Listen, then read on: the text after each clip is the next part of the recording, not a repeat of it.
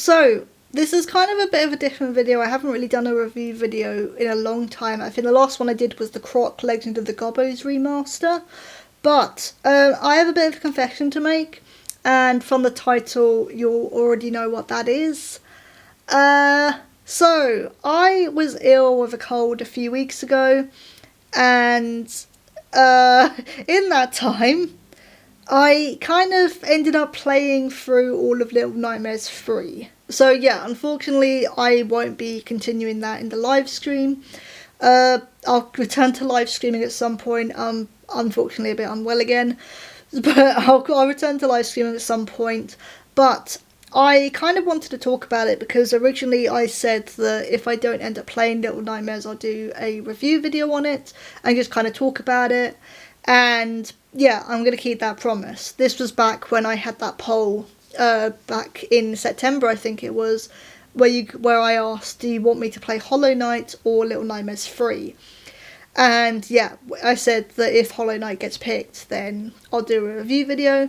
And yeah, this is that review video because plans kind of went a bit all over the place and changed. So yeah, I've played through Little Nightmares 3. And I overall like it, but I have problems with it. By this point, I have seen other reviews of it, and some people saying it's really bad, some people saying it doesn't feel the same, and I don't necessarily think it's a bad game. I think it's okay. However, I can see what people are saying when they say there's something missing or it's not quite the same. When I was playing this, I didn't realise that it was from a different developer. So Little Nightmares 1 and 2, I think is by Tarsier Studios. Sorry, I've never actually had to say their developer name before. But they made Little Nightmares 1 and 2. They then finished the story and didn't want to continue on with the franchise. The publishers, who I'm not sure who the publishers are, I'll put it down here because I can't quite remember who they are. But the publishers said, no, this is a really successful set of games, you know, a really successful merchandise line. We want more Little Nightmares. So they hired on SupermassiveGames to make Little Nightmares 3. Which I did not know until after I had finished playing the game. So I spent the whole time, yes, thinking it was from the original developers and being a bit confused of why laziness isn't the word I'd use, but why they were not trying as much. And yeah, that it kind of makes sense now. I'm going to go through the negatives first because then we can end with positive stuff and then my sort of thinking as I was playing the game and stuff, but I'd rather do negatives first just so we're not ending on negatives. So negatives is the puzzles. Once you get past that school section, the candy factory, sorry, I keep thinking it was a school, but it was a candy factory, which is what I started playing on the live stream and actually gave up on it. Once you get past that, the puzzles are extremely easy and actually all pretty much the same. Push this lever, go through that door. There isn't anything really, not too much in terms of like combat, and even if there is, like in the tutorial in the first level, you smashed up bugs and stuff with the help of your other friend, and once you get past that, the next sort of task of that kind isn't until ages later when you're at the funfair section, which I think was in the trailer or in some of the marketing. So it does seem that, it just seems very lazy with the puzzles and with the tasks. A lot of it was all the same kind of thing of go into this area, open this door, run around for a bit, then go into the next room and find something to get into the next room and go to there. But also within that, there wasn't really too many threats. Like again, going through the candy factory section, in terms of its enemies and stuff, was probably the best part. But also the most frustrating because the AI sometimes also didn't work. I'll get to that in a minute. So I do feel like I can divide this up into the game with the up to the candy factory and the end of that, and then the game onwards. So the start up until... I'm all over the place, I apologise. I didn't take notes for this, as you can tell. So from the start until the end of the Candy Factory section, which is what we played on stream, that I think is the most challenging part of the game, where you have a lot of enemies, you have a lot of different enemies, there's a lot of stealth involved, and there is sort of risk and tension. And then you get past that and it's kind of like, there were moments where I felt tense, but overall I think, yeah, like some other reviews say, it just kind of felt like there was something missing. Like, yes, they did keep up some tension, but most of it, again, there's no risk, there's hardly any enemies around. So while you are occasionally doing stealth against one enemy, once that's done, it's done. You're not going to see another enemy or problem for a long time. And it's just going through and exploring particular areas. Keeping on exploration, there's nothing to actually properly look at and investigate. So if you remember the first two games, you'll go into a room and there was always something to see or something to look at. There was always different ways in some rooms, not with every room, but in some rooms there was always multiple different ways of doing things sometimes. Again, that wasn't a constant thing, but occasionally that would come up. But there wasn't any of that in this game. It felt sort of very bare bones, I think is the expression I'd use. Very, very bare bones. It was like Supermassive Games saw the first two games and was like, oh, we understand how Little Nightmares works. But in actuality, they didn't. They understood that it was scary and tense, but they didn't understand why there was that tension and why there was that scariness. I think the only good part is in the funfair, which, just going to put a positive now, the funfair is the best section of the game. It still has the problem of, there's not too much risk with the enemies, because most of them don't really care about your existence, don't really bother to look at you. But in terms of visuals, and again, some of the scares actually were pretty good. That is the best part of the game. But that's ages later. There's a couple of scares involving mannequins that suddenly come to life, and like old-fashioned wooden puppets that suddenly come to life. You go into an empty room, get something, come back, and there's mannequins and puppets in there suddenly. Like, those were really good, but yeah. It is weird, because I think out of all the areas, like, that's the one I can remember the most. And I will say, before playing the game, I didn't look up any of the trailers or any of the marketing for this. It was only until after I played the game that I looked, and the funfair section is marketed heavily in the marketing and the trailers.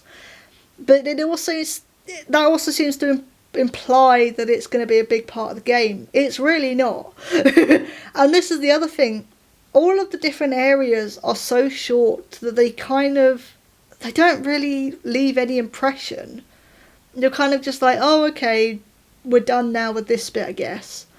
Which is a real shame. Again, the funfair is the most memorable part, but even that doesn't last very long. I think it's only because they got that right with the same way that the Little Nightmares had with the mall, where it's like, oh yeah, you can have like a big buffet and blah blah blah.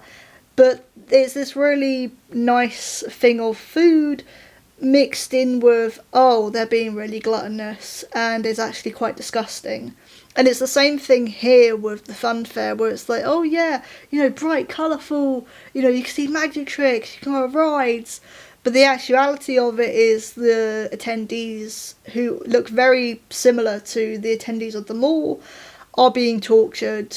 You go into an area, like a tent area, and a magic trick has been done. The sawing a person in half thing, that's been done, but the person has actually been sawed in half. Like, they did kind of get that bit right, but I wish that had been carried on throughout the whole game. So I do understand where people are coming from when they say, something is off with this game. You can tell it's a different developer. and it's not the original developers, and yeah, this is why, like, nothing really makes an impression on you, aside, like I said, aside from the funfair section. Nothing really stays around long enough for you to get used to it and get comfortable with it, in the way of, like, not get comfortable with it in the way of, oh, I'm not scared of it anymore, but more like, you'll recognise that, ages later, when someone mentions Little Nightmares 3, like, that's what you'll remember and that's what you'll recognise. And that's not really the case. The puzzles are very bare-boned, and once you get past the Candy Factory area, they are all pretty much the same. I just wish there had been a lot more, different puzzles as it went along. And some mechanics from the beginning of the game I do wish that they'd repeated quite frequently throughout, because that's just not the case. And also there's just not really much point in exploring each area, which Little Nightmares 1 and 2 had a lot of. But yeah, there's just not much point. Like, there's nothing there extra for you to do. Once you've done it, you've done it. So they do kind of add in, the gnomes, like the little conehead gnomes from the first two games, but there's no reason for it. There's no story reason for it. They're just there, which is a real shame as well.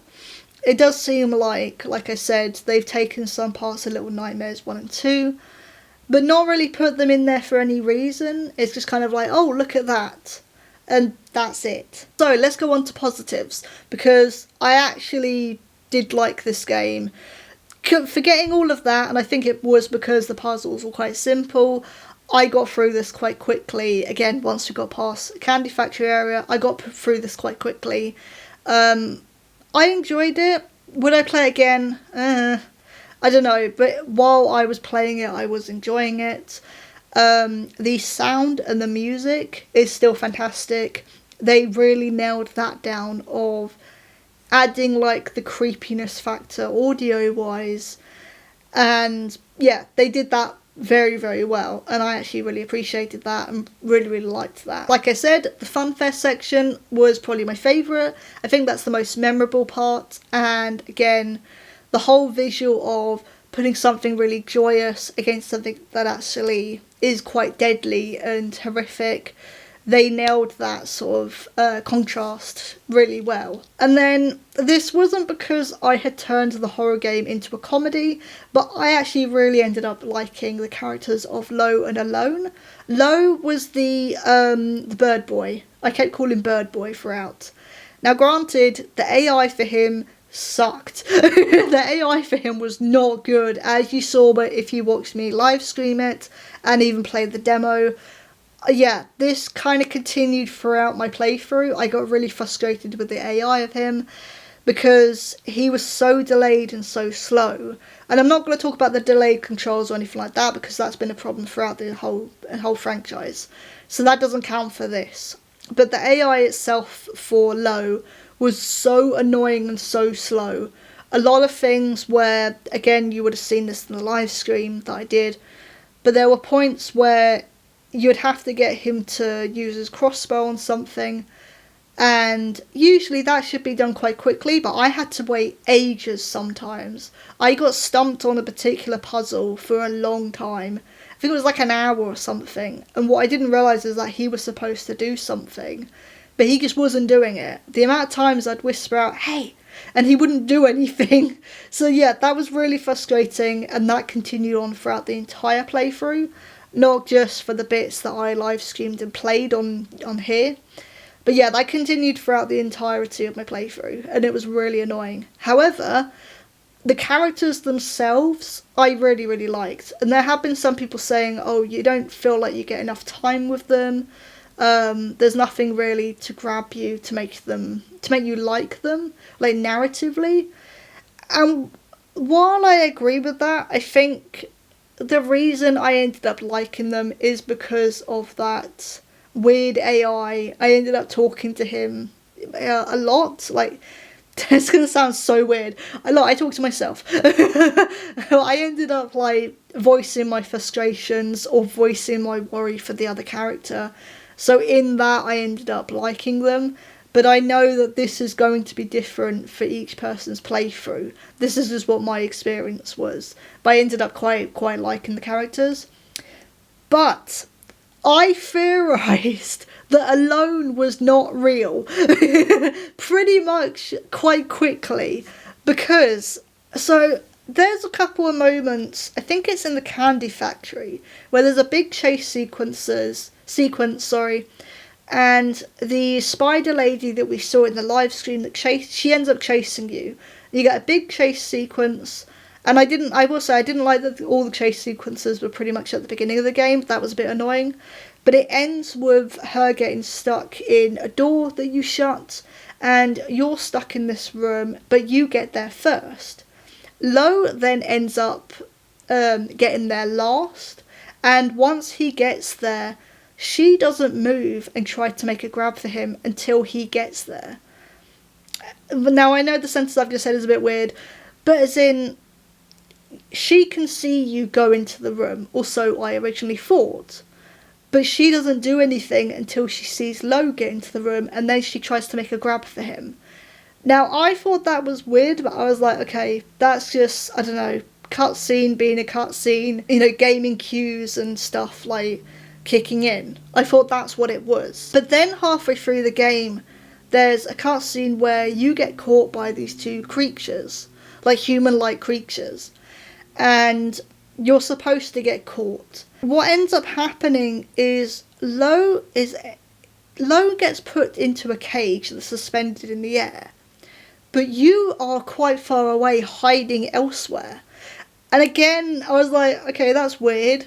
Why did you not put me in the cage? Why have you just left me here? Like, out in the middle. like out in the space. Not imprisoned or anything. That's a bit weird. So that's kind of where my suspicions of the fact that Alone never existed. That's where my suspicions kind of started going sort of haywire.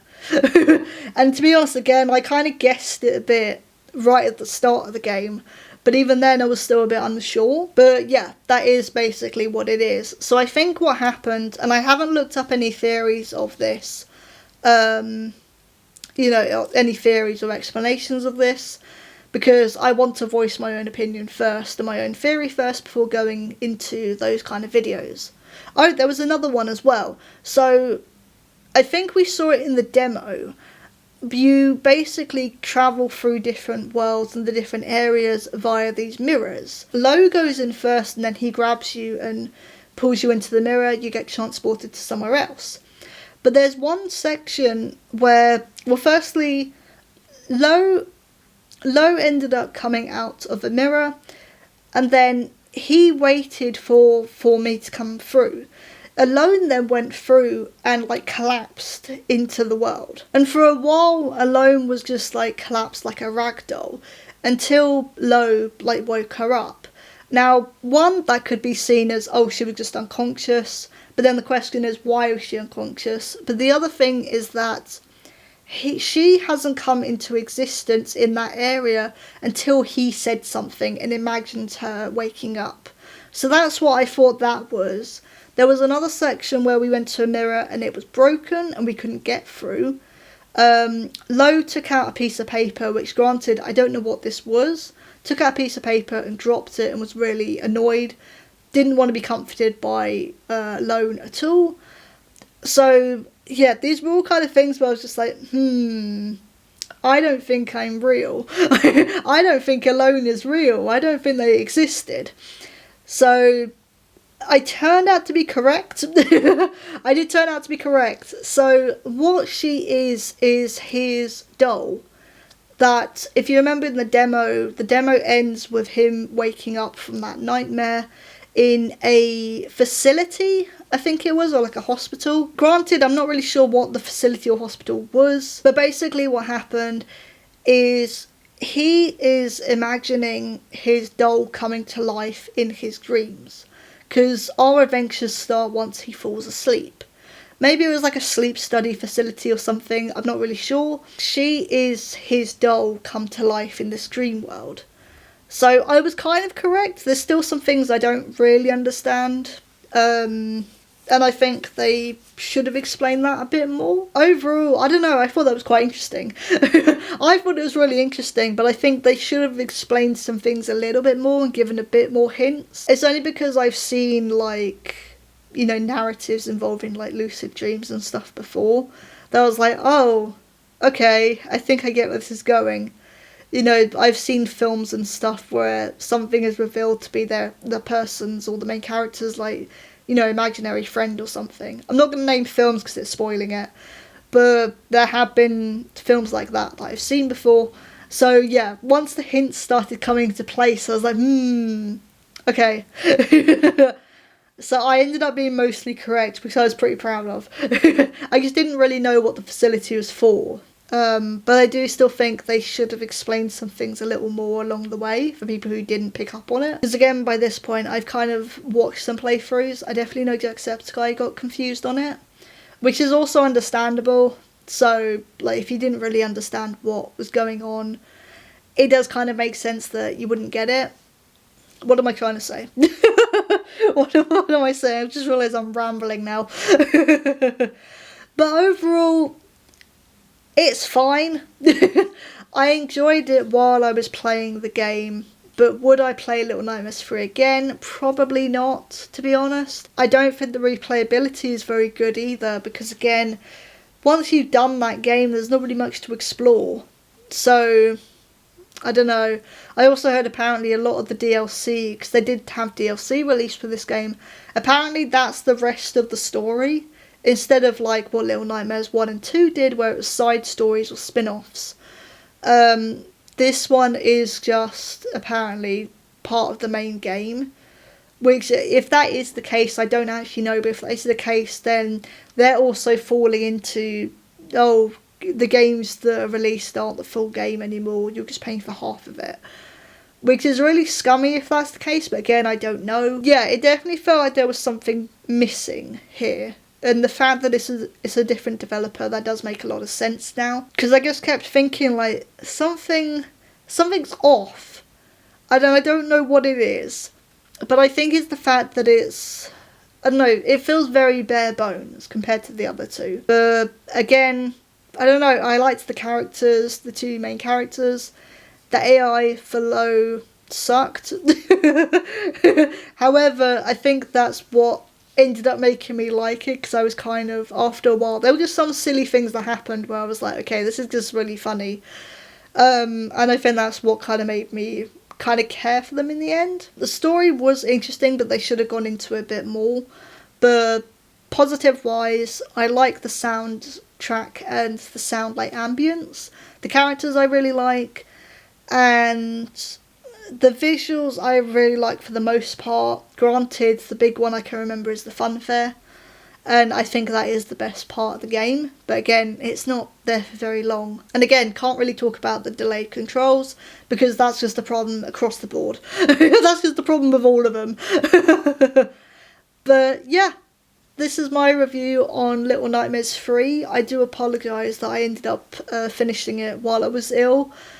I wanted to get through originally just the Candy Factory section, and yeah, I just ended up playing the rest of it. So yeah, I do apologise for that. I'll try and think of something to live stream later on as well, once I get back into live stream. I'm still trying to figure out settings and stuff, so yeah. But yeah, thank you for watching my very rambly review. Next time I should take notes. But thank you all for watching. I will put the Steam link down below in the video description if you do want to go off and play the game. But thank you all for watching, and I will see you all soon. Bye!